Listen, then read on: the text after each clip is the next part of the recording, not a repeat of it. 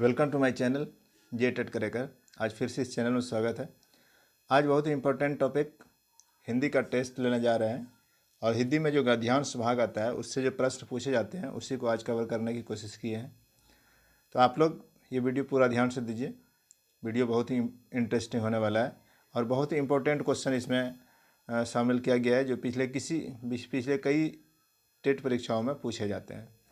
तो बिना देर किए हुए मैं स्टार्ट करता हूँ। सबसे पहले ये मैं बताना चाह रहा हूँ कि गद्यांश का जब भी उत्तर दें तो ऐसा बिल्कुल नहीं करें कि गद्यांश को 2-3 बार पढ़ रहे हैं उसके बाद हम क्वेश्चन पे जाएंगे। ऐसा बिल्कुल नहीं करें, बल्कि सबसे पहले आप क्वेश्चन पे जाइए। जैसा कि यहाँ पर पहला क्वेश्चन है 1 नंबर का जो क्वेश्चन है, सामाजिक कार्य तथा शोध संस्थान की स्थापना का उद्देश्य था। इसी गद्यांश से रिलेटेड क्वेश्चन है। तो ये क्वेश्चन हमारे माइंड में आ गया। अब इसका आंसर भी देखिए। उन्हें प्राचीन परंपराओं से परिचित कराना, ग्रामवासियों को देश विदेश की जानकारी प्रदान करना, केवल अनुशासित करना, उन्हें स्वावलंबी आत्मनिर्भर बनाना। ये सभी ऑप्शंस हैं। और प्रश्न मेरे दिमाग में आ गया कौन प्रश्न है। एक प्रश्न और देख लेते हैं हम लोग। 2 नंबर का क्वेश्चन, लेखक का मानना था। मतलब ये जो गद्यांश है इसमें लेखक क्या कहना चाह रहा है वही है। ऑप्शन ए नंबर में है। ऑप्शन नंबर ए में आधुनिक समय में वैज्ञानिक उपकरणों और जानकारी से कटकर या उसकी अवहेलना करके तरक्की नहीं की जा सकती है। दूसरा ऑप्शन है आधुनिक समय में वैज्ञानिक उपकरणों और जानकारी के बल पर ही तरक्की नहीं की जा सकती है। तीसरा है ग्रामवासी अपनी समस्याएं स्वयं सुलझा सकते हैं। तो ये सब ऑप्शंस हैं। अब हम लोग आते हैं गद्यांश में जो क्या लिखा हुआ है उसका प्रश्न हम लोग को पता चल गया। गद्यांश पढ़ते हैं। मुझे मालूम नहीं था कि भारत में तिलोनिया नाम की कोई भी जगह है जहाँ हमारे देश के संत समसामयिक इतिहास का एक विस्मयकारी पन्ना लिखा जा रहा है। उस वक्त तक तिलोनिया के बारे में मुझे इतनी ही जानकारी थी कि वहाँ पर एक स्वावलंबी विकास केंद्र चल रहा है जिसे स्थानीय ग्रामवासी स्त्री पुरुष मिलजुल कर चला रहे हैं। मुझे वहाँ जाने का अवसर मिला। बस्ती क्या थी, कुछ पुराने और कुछ नए छोटे छोटे घरों का झुरमुट थी। वहाँ एक सज्जन ने बताया, एक सुशिक्षित तथा उसके 2 साथियों टाइपिस्ट तथा फोटोग्राफर ने मिलकर 1972 में इस संस्थान की स्थापना की थी। संस्थान का नाम था सामाजिक कार्य तथा शोध संस्थान। मेरे मन में संशय उठने लगे थे। आज के ज़माने में वैज्ञानिक उपकरणों और जानकारी के बल पर ही तरक्की की जा सकती है, उससे कटकर और अवहेलना करते हुए नहीं की जा सकती है। एक पिछड़े हुए गांव के लोग अपनी समस्याएं सुलझा लेंगे, यह नामुमकिन था। वह सज्जन कहे जा रहे थे, हमारे गांव आज नहीं बसे, इन गांव शताब्दियों से हमारे पूर्वज रहते जा रहे हैं। पहले ज़माने में भी हमारे लोग अपनी सूझबूझ और पहल कदमी के बल पर ही अपने दिक्कत को सुलझाते रहे होंगे। ज़रूरत इस बात की है कि हम शताब्दियों की इस परंपरागत जानकारी को नष्ट ना होने दें, इसका उपयोग करें। फिर मुझे समझाते हुए बोले, हम बाहर की जानकारी से भी पूरा लाभ उठाते हैं, पर मूलतः स्वावलंबी बनना चाहते हैं, स्वावलंबी आत्मनिर्भर। तो यहाँ पर इस प्रश्न का जो उत्तर था वो मिल गया। मूलतः स्वावलंबी बनना चाहते हैं, स्वावलंबी और आत्मनिर्भर। सामाजिक कार्यता शोध संस्थान की स्थापना का क्या उद्देश्य था? स्वावलंबी और आत्मनिर्भर। इसलिए ऑप्शन नंबर डी जो होगा वो सही हो जाएगा। अगला क्वेश्चन देखते हैं हम लोग। लेखक का मानना था कि आधुनिक समय में वैज्ञानिक उपकरणों और जानकारी से कटकर या उसकी अवहेलना करके तरक्की नहीं की जा सकती। ऑप्शन नंबर बी, आधुनिक समय में वैज्ञानिक उपकरणों और जानकारी के बल पर ही तरक्की नहीं की जा सकती। ऑप्शन नंबर सी, ग्रामवासी अपनी समस्याएं स्वयं सुलझा सकते हैं। डी, ग्रामवासियों को अपनी समस्याएं स्वयं सुलझाने की आदत है। आप लेखक का मानना था। आप जैसा कि आप लोग यहाँ पर देखें, यहाँ देखिए आप इसका उत्तर। मेरे मन में संशय उठने लगे थे। मेरे मन में संशय उठने लगे थे। आज के ज़माने में वैज्ञानिक उपकरण और जानकारी के बल पर ही तरक्की की जा सकती है, उससे कट कर और अवहेलना करते हुए नहीं की जा सकती। तो इसका आंसर मिल गया हमको। सही आंसर हो जाएगा ऑप्शन नंबर 1।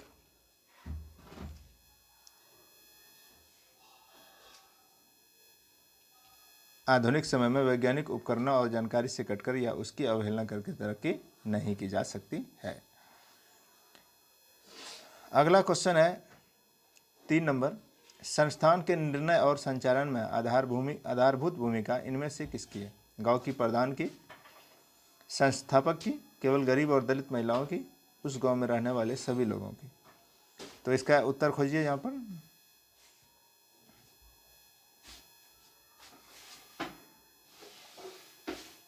यहाँ देखिए, वहाँ पर एक स्वावलंबी विकास केंद्र चल रहा है जिसे स्थानीय ग्रामवासी स्त्री पुरुष मिलजुल कर चला रहे हैं। इसका आंसर मिल गया। ये 3 नंबर का जो आंसर होगा वो होगा ऑप्शन नंबर डी, उस गांव में रहने वाले सभी लोगों की भूमिका थी। अगला क्वेश्चन है आत्म उपसर्ग किस शब्द में नहीं है? उपसर्ग और प्रत्यय दो बहुत इंपॉर्टेंट व्याकरण के हैं और इससे एक क्वेश्चन लगभग पूछे ही जाते हैं।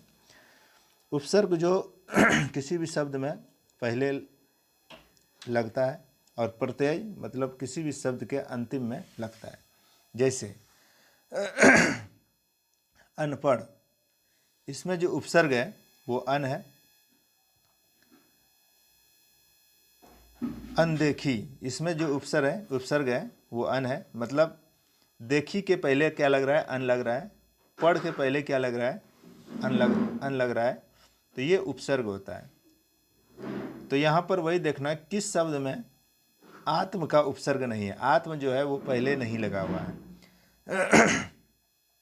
इसका ऑप्शन जो है बी नंबर आत्मनिर्भर, इसमें भी आत्म और आत्म प्लस निर्भर मिलके आत्मनिर्भर बना है, इसलिए ये गलत हो जाएगा। आत्मीय, इसमें भी शुरू में क्या लगा है? आत्म लगा हुआ है। सी नंबर आत्मसम्मान, इसमें भी लगा हुआ है, इसलिए ऑप्शन नंबर ए जो है ये सही हो जाएगा। परमात्मा में आत्मा उपसर्ग नहीं लगा हुआ है। अगला क्वेश्चन देखिए, लेखक के अनुसार तिलोनिया गांव में हमारे देश के आजकल के इतिहास की विस्मयकारी पन्ना लिखा जा रहा है। इसका कारण है विस्मयकारी पन्ना, इतिहास का विस्मयकारी पन्ना लिखा जा रहा है। क्यों लिखा जा रहा है तिलोनिया गांव में? इसका ऑप्शन देखिए, केंद्र में इतिहास पर विस्मयकारी शोध किया जा रहा है, बिल्कुल गलत है। तिलोनिया गांव पिछड़े गांव के रूप में जाना जाता है, ये भी गलत है। पिछड़े गांव के रूप में जाना जाएगा तो इतिहास विस्मयकारी पन्ना कैसे लिखा जाएगा?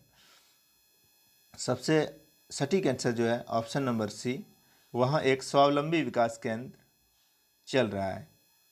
डी भी क्या हो जाएगा? गलत हो जाएगा। इस तरह से 5 नंबर का क्वेश्चन नंबर या ऑप्शन नंबर सी सही है। अगला क्वेश्चन, शताब्दी समास का उदाहरण है।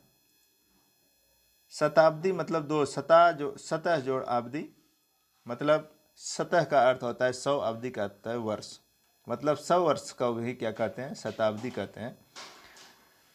तो किस समास का उदाहरण है? ऑप्शन नंबर ए अवयवी भावी, बी बहुव्रीहि, डी तत्पुरुष। आप लोग पढ़े होंगे व्याकरण में, जिस समास का प्रथम पद संख्यावाचक हो उसको क्या कहते हैं? द्विगु कहते हैं। जैसे चौराहा, जहाँ 4 राहों का समाहार क्या कहलाता है? चौराहा कहलाता है। चौराहा हो गया द्विगु, क्योंकि प्रथम पद जो है, प्रथम पद क्या है? संख्यावाचक है। त्रिलोक, तो उसमें भी प्रथम पद त्रि है, मतलब 3, तो वो 3 क्या है? संख्यावाचक। उसी तरह से यहाँ शताब्दी मतलब सतह, पहला पद जो है वो संख्यावाचक है, इसलिए ऑप्शन नंबर सी जो होगा वो सही होगा। अगला क्वेश्चन है, गांधी जी को मान्यता नहीं देते हैं। गांधी जी किसको मान्यता नहीं देते हैं? सादापन को, आत्मनिर्भरता को, कर्मठता को, अकर्मण्यता को। ये क्वेश्चन तो अपने से अगर गद्यांश को नहीं भी देखेंगे तो भी इस क्वेश्चन सही हो जाएगा, लेकिन आप लोग को जो आंसर देना है एकदम गद्यांश को पढ़ के ही देना है। यहाँ पर गांधी जी को देखिए, सादापन पसंद था, आत्मनिर्भर का भी मान्यता देते थे, कर्मठता का भी मान्यता देते थे, अकर्मण्यता जो है इसका मान्यता नहीं देते थे, इसलिए इसका आंसर सही हो जाएगा ऑप्शन नंबर डी। अगला क्वेश्चन है 8 नंबर, निम्न में से संज्ञा का उदाहरण नहीं है। आत्मनिर्भरता, अनुशासित, आत्मनिर्भरता, स्वावलंब, अनुशासन। ऑप्शन नंबर ए जो है सही होगा, ये संज्ञा का उदाहरण नहीं है। उपयोगी शब्द का विलोम, विलोम का अर्थ होता है उल्टा। इसका क्या उल्टा, क्या उपयोगी का उल्टा क्या होता है, उसी को वो बताना है। तो ऑप्शन है इसका उपयोगिता, ये बिल्कुल गलत है। उपयोगी का उल्टा उपयोगिता कभी नहीं होगा। अउपयोगी ये भी नहीं होता है। अनुपयोगी सबसे सटीक आंसर सी हो जाएगा। उपयोगी शब्द का उल्टा जो है वो होगा अनुपयोगी, इसलिए डी नंबर भी क्या हो जाएगा, गलत हो जाएगा और सी नंबर सही हो जाएगा। तो आज का क्लास हम यहीं पर समाप्त करते हैं। आप लोग कमेंट करके बताइए कि इस टेस्ट में आप लोगों का कितना नंबर आया, और मैं आप लोगों से रिक्वेस्ट करता हूं कि जो मेरे चैनल को देख रहे हैं, जो अब तक सब्सक्राइब नहीं किए वो सब्सक्राइब करें, और पीछे का जो क्लास आप लोग का छूटा हुआ है मेरे प्ले लिस्ट में ईवीएस का पूरा कंटेंट डाला हुआ है, वहाँ से आप लोग देख सकते हैं और अपने ईवीएस की तैयारी करा सकते हैं। और मेरे चैनल को ज़्यादा से ज़्यादा शेयर कीजिए, मेरे चैनल को लाइक कीजिए, सब्सक्राइब कीजिए। अगले दिन मैं फिर आपके सामने उपस्थित होऊंगा, जब तक के लिए आज्ञा दीजिए। धन्यवाद।